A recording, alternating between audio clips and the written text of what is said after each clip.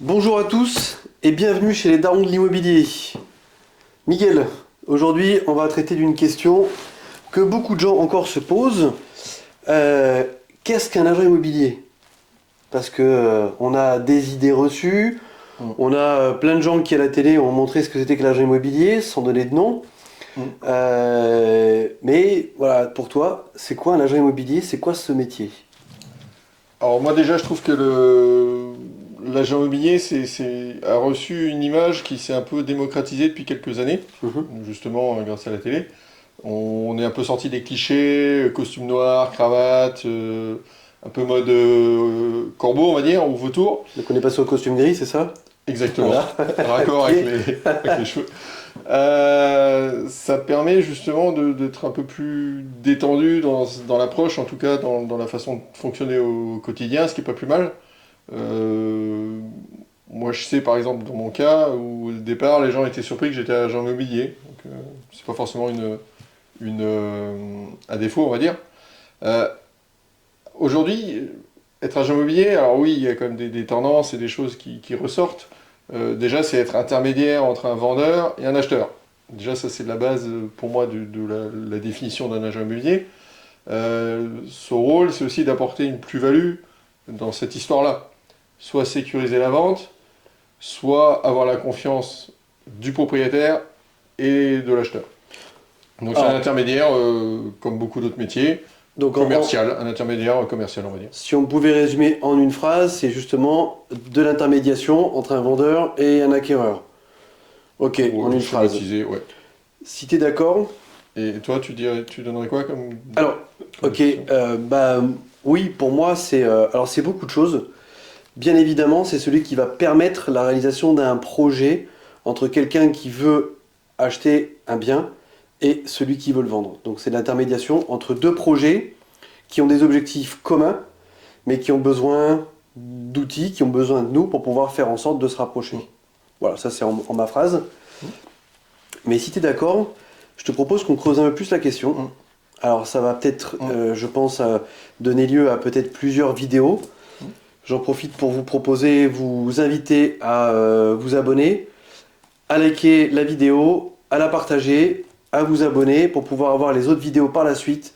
C'est un sujet qui effectivement va nécessiter euh, plusieurs vidéos pour traiter la question.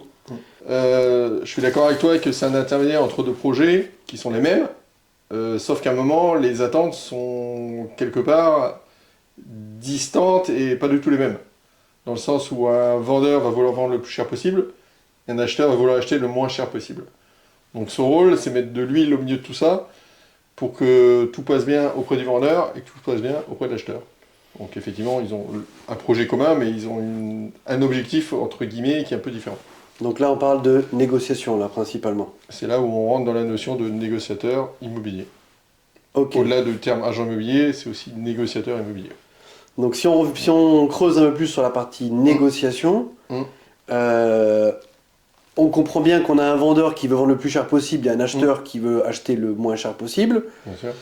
Même s'il y a cette opposition-là dans ce marché-là, Hum, puisqu'on est quand même sur un marché, c'est l'offre et la hum, demande, hum, il y a quand même un endroit où les gens se réunissent, tout à fait. d'accord, ce qu'on appelle la zone de négociation. C'est-à-dire que chacun a une zone et on arrive à la faire se rejoindre. Hum, Et donc l'agent immobilier, c'est celui qui va arriver à faire en sorte de décaler les limites des uns et des autres pour faire en hum, sorte que ça se réunisse. hum. Ok. Et ça, c'est quelque chose qui se fait comment de la négociation ou... Bah non, j'allais dire que la première étape, elle commence dès la première étape, justement, à savoir le premier contact. La première connaissance qu'on va amener du marché ou de la copropriété ou du secteur spécifique du propriétaire, et ça passe, j'allais dire, essentiellement lors de l'estimation.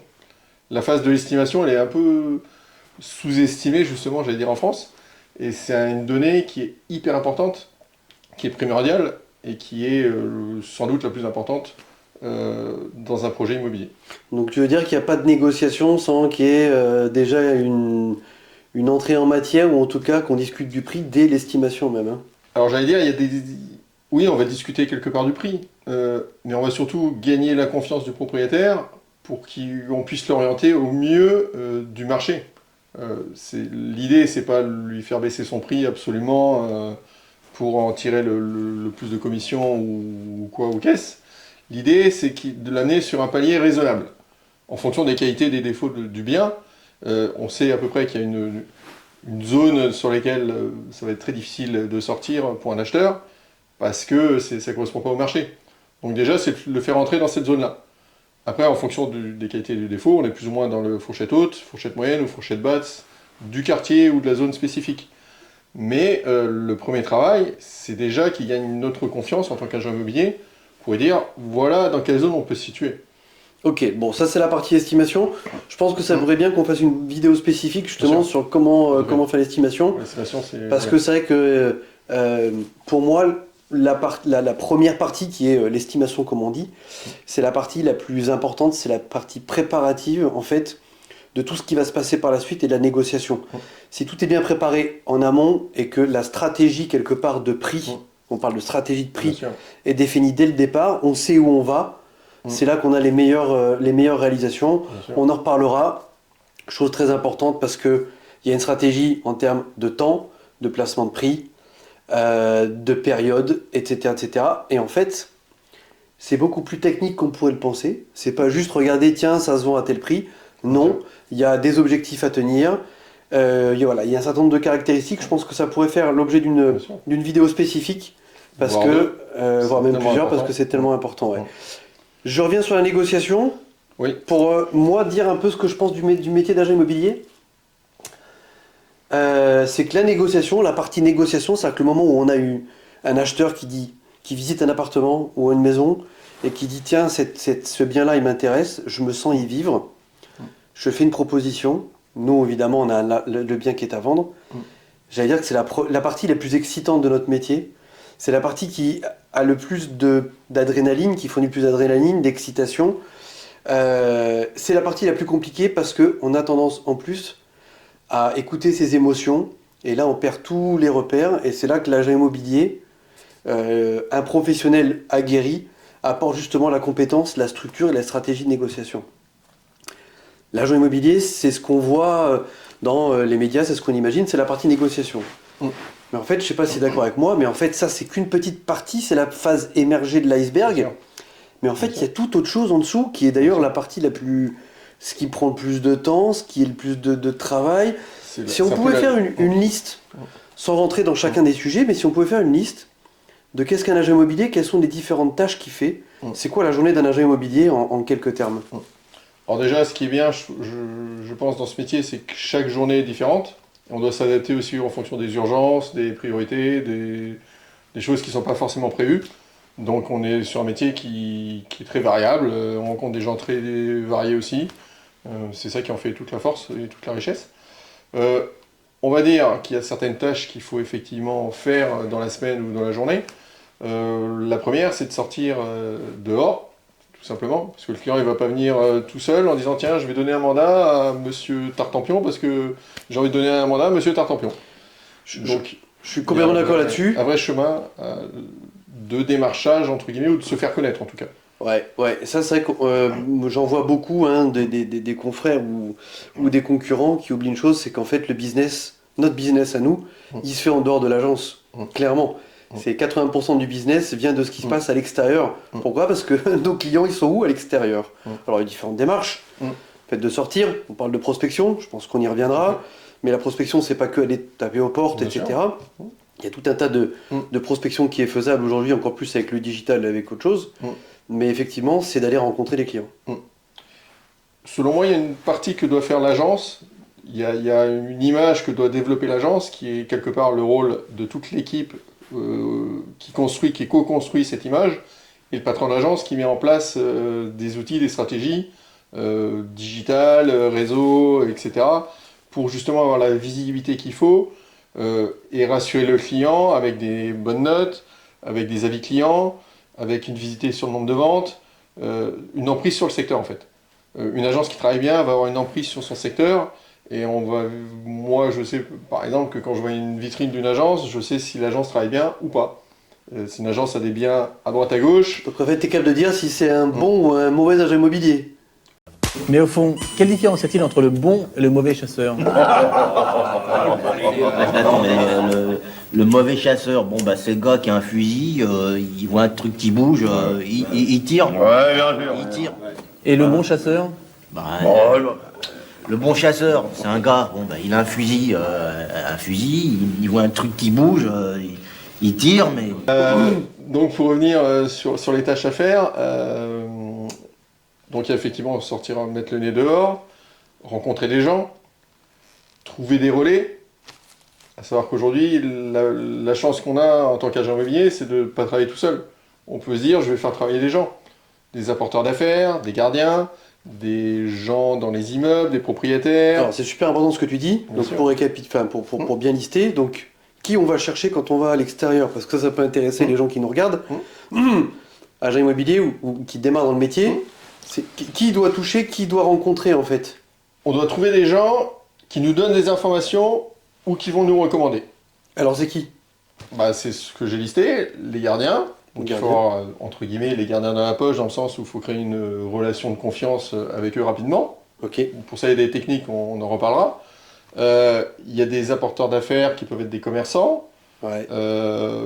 Il peut y avoir des gens qu'on va rencontrer qui sont propriétaires ou même locataires. Un locataire qui on propose de devenir notre apporteur d'affaires, il peut être intéressé financièrement pour arrondir ses fins de mois. Alors tu veux dire Le quoi transfert. ça veut dire quoi intéressé financièrement? C'est-à-dire que tu lui donnes de l'argent? Si la vente est Là, réalisée, d'accord. on peut le rémunérer en contrepartie. Ça fait partie Tout à du fait. deal en disant Ouais. tu as travaillé pour moi, tu m'as recommandé, grâce à toi j'ai fait une vente. Tiens, d'ailleurs, question. Oui. Chez toi, dans tes agences, tu rémunères combien quelqu'un qui donne une information à l'apporteur d'affaires, justement? On est sur une fourchette entre 800 et 1500 euros à peu près. Ah ouais, quand même. Ouais, nous, c'est pareil. C'est C'est vrai, ouais. c'est une bonne façon d'arrondir ses fins de mois. Donc, quelqu'un qui te donne une information, un gardien ou quelqu'un qui vit dans l'immeuble qui va te dire Mm. tiens, il y a monsieur Untel qui vend, je vous donne Si, les effectivement, coordonnées. Ça se traduit par une vente, évidemment. Ok. Si je touche une commission, si je touche Ok. pas de commission, c'est gagnant-gagnant ou perdant-perdant. Mm. Mais le but, c'est de mettre en œuvre tout ce qu'il faut pour que ça soit transformé en vente. Une information, c'est primordial. L'information conduit à un rendez-vous qui conduit à un mandat. C'est Donc clair. on cherche des informations. C'est clair. Et plus on va avoir des informations en amont du projet, plus celles-ci sont précieuses et riches, entre guillemets. À savoir, un bien qui n'est pas encore sur le marché, qui n'a pas encore été estimé, il y a moyen d'avoir un prix raisonnable, entre guillemets, réaliste en tout cas, réalisable, d'être tout seul à le commercialiser, et entre guillemets, que le propriétaire ait eu le temps de vous faire confiance et d'avoir le bon prix dès le départ pour ne pas perdre trop de temps. On reviendra sur le Cette sujet. notion-là, elle est primordiale. Ok. Je reviens à ma question.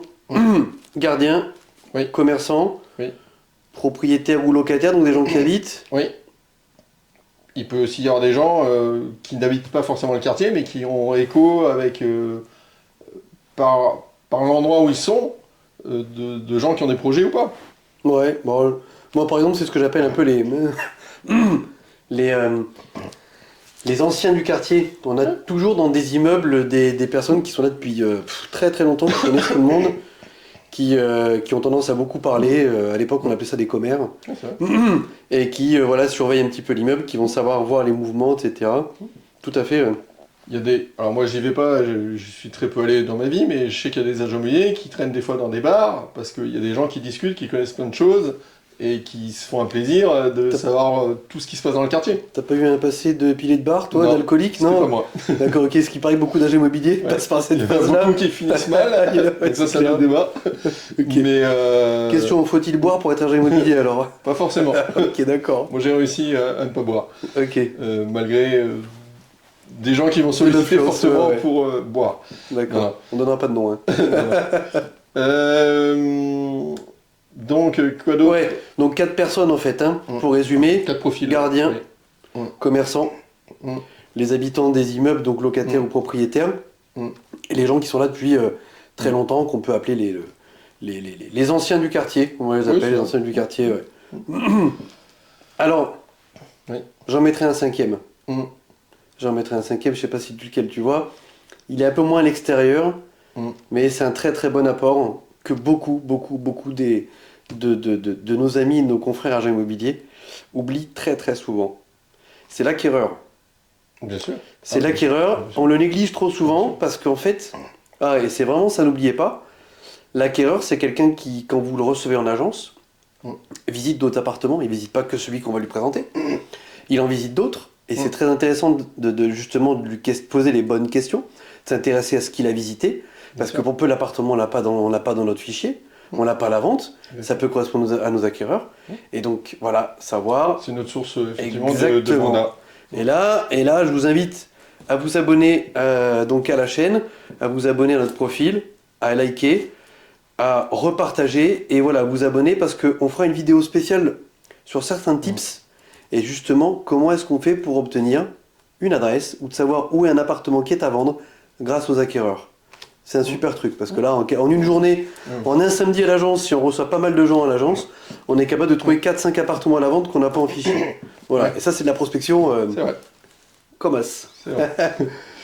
Ok, donc ouais, à l'extérieur, et donc 4 profils, plus un 5e en bonus. C'est ça. Ensuite, il y a tout le travail de traitement des demandes d'acquéreurs.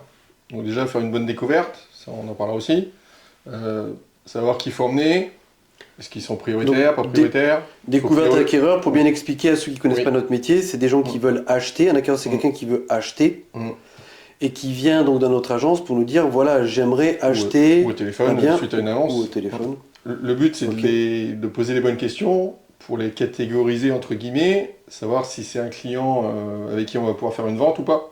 Le but, c'est de faire des ventes. C'est comme ça qu'on gagne notre vie dans ce métier. Donc il n'y a aucun mal à ne pas faire certaines visites si ça sert à rien. Ça, on pourra en D'accord, ok. reparler. Ça fait Ok. partie de la gestion du temps, Ok. qui est très importante. C'est important pour toi la gestion du temps, oui. C'est primordial pour Ouais, un pour agent moi, c'est immobilier. pareil, bien sûr. C'est primordial. Parce que, et je rebondis là-dessus, notre métier, et c'est ce que tu disais tout au début, et qui m'intéresse beaucoup et qui fait que beaucoup de gens prennent du plaisir, c'est que chaque journée est très différente. On arrive à l'agence où on démarre chez soi par des coups de fil, etc. La journée a prévu d'être organisée de telle manière et au final elle se passe d'une façon très différente C'est vrai. tous les jours. Ça c'est fantastique parce que ça fait que notre métier est vraiment encore plus intéressant parce qu'il n'y a pas de planning type et on peut démarrer le matin avec quelque chose, une journée qui a l'air plutôt assez classique et puis il va se passer des choses hallucinantes. On va monter en adrénaline, en excitation, on va avoir de la négociation, etc. On va avoir quelqu'un qui revient depuis 3 ou 4 mois où on n'a pas de nouvelles, qui nous dit tiens bah, c'est bon je mets à la vente. Voilà, et c'est ça qui est fantastique. Et donc juste pour finir là-dessus, l'organisation c'est primordial. Je suis complètement d'accord avec toi. Et je rebondis d'ailleurs sur une chose aussi. Quand tu parles là on parle de 2 aspects du métier. Il y a 2 aspects très très importants. C'est l'aspect vendeur, propriétaire, et l'aspect acquéreur. Et il faut arriver justement à ne pas se mélanger entre les deux. Il y a deux clients en Exactement. fait. Il y a 2 clients vraiment. Le premier, contrairement à ce qu'on pense, c'est pas l'acquéreur, c'est le vendeur. Parce que si on a rien à vendre, on ne vendra rien. Donc vraiment le client, entre guillemets, le plus important, pour justement pouvoir proposer des choses à vendre, c'est le vendeur. L'acquéreur viendra si on est au bon prix, si on est seul, si l'appartement rentre à peu près dans les créneaux des prix, etc. Pour moi aussi rebondir, ce qui est intéressant dans ce métier, c'est que le succès amène le plaisir, mais c'est aussi l'inverse, c'est que le plaisir va amener le succès. Donc c'est 2 notions qui interagissent entre elles, et ça c'est une donnée vraiment très très importante, qu'il ne faut jamais oublier, et il faut toujours garder son âme un peu d'enfant, entre guillemets, s'émerveiller, continuer à y croire, continuer à s'amuser. Je pense que aussi bien les propriétaires que les acheteurs ont déjà tellement de pression qu'on n'est pas là pour leur ajouter de la pression, quoi. Ça fait partie notamment de l'intermédiation et du service qu'on peut leur rendre, c'est justement de leur libérer la pression et faire en sorte que ce soit plus facile pour eux, quoi. Ok. Donc pour résumer, effectivement, des choses à retenir, c'est un métier qui a des journées qui ne se ressemblent pas. C'est un métier où on est principalement tourné vers le client et on est à l'extérieur, on va chercher nos clients. Et une bonne compréhension des projets de nos acquéreurs et des gens qui veulent acheter. Et je dirais un dernier point qui est peut-être même le premier, organisation, structure du temps, gestion du temps. Sortir de l'agence, c'est pas très compliqué, j'allais dire, mais c'est quelque chose qu'il faut absolument faire. Faut y prendre du plaisir. Moi, j'étais un peu connu dans le métier, je vais dire. J'avais mon petit calepin et j'étais un peu l'inspecteur Colombo avec je prenais des notes. Et mes collaborateurs, ils s'étaient un peu challengés là-dessus en disant dans son petit calepin, il y a tellement d'argent à prendre que celui qui arrive à le récupérer, il devient riche, quoi. Ok. Donc les informations, c'est quelque chose de pertinent, Donc de là, l'essentiel. Là, tu parles de Et- prospection. Là. Oui, prospection, moi j'étais sur Ça la pourrait bien que tu prospection. nous en parles bien précisément comment tu J'étais sur la faisais. prospection pure et dure. Aujourd'hui, ça s'est un peu plus démocratisé, il y a plusieurs façons de faire. Mais c'est une très bonne école et il faut, entre guillemets, passer aussi un peu par là. Ouais. Parce que la prospection, c'est vrai que c'est un vrai sujet. Je pense que ça mériterait d'approfondir les choses parce que beaucoup d'agents immobiliers se disent tiens, c'est quoi prospecter? Ça veut dire quoi? C'est un grand mot, mais finalement, c'est pas si compliqué que ça. C'est pour ça Ok. qu'il faut y aller. Ok. Merci Miguel, merci. Merci Lionel. Salut à tous. À très Et vite. puis à très vite pour une prochaine vidéo.